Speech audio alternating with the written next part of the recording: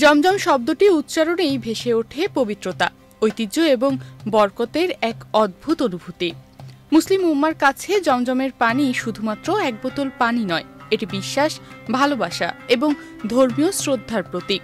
হজ কিংবা উমরা শেষে জমজমের পানি আত্মীয় স্বজনদের হাতে তুলে দেওয়া যেন এক অলিখিত দায়িত্ব।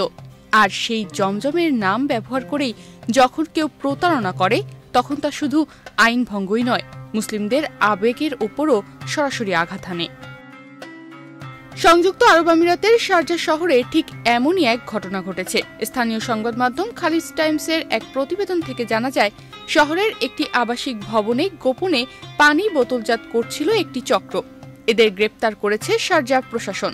অভিযানের সময় পাওয়া গেছে অসংখ্য প্লাস্টিক বোতল ও কার্টন, যেগুলোর গায়ে লেখা ছিল জমজম লেবেল, অথচ সেগুলো ভরা হচ্ছিল ট্যাপের পানি দিয়ে এবং সেগুলো অত্যন্ত অস্বাস্থ্যকর পরিবেশে লেবেলিং করা হচ্ছিল। প্রতারক ব্যক্তি আরটি মিনারেল ওয়াটার ট্রেডিং নামে একটি বৈধ লাইসেন্সধারী কোম্পানির মালিক হলেও সেই লাইসেন্সকে সামনে রেখে তৈরি করছিল জাল ইনভয়েস। সামাজিক যোগাযোগ মাধ্যমে জমজমের নামে এই পানি বিক্রি করে বিপুল অর্থ হাতিয়ে নিচ্ছিল তারা। প্রশাসন এখন ওই কোম্পানির কার্যক্রম বন্ধ করে দিয়েছে।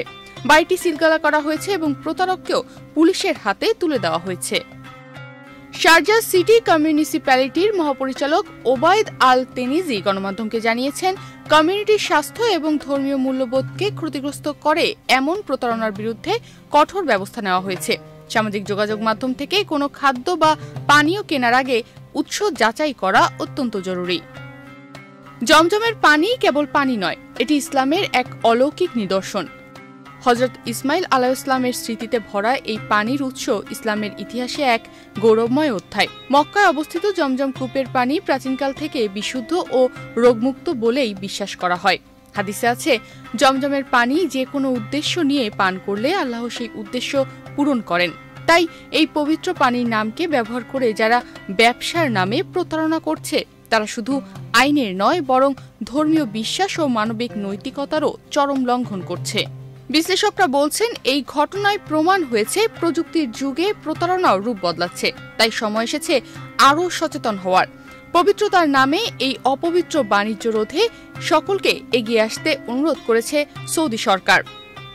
তনিমা রহমান, বাংলাদেশ প্রতিদিন।